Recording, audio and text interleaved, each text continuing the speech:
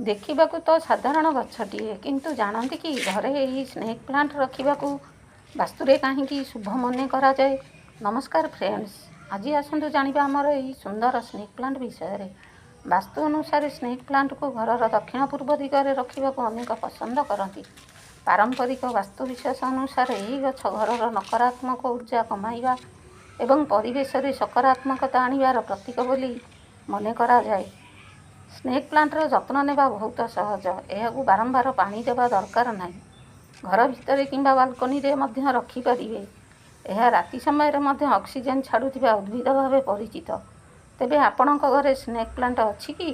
ଥିଲେ କମେଣ୍ଟରେ snake plant ଲେଖି ଜଣାନ୍ତୁ।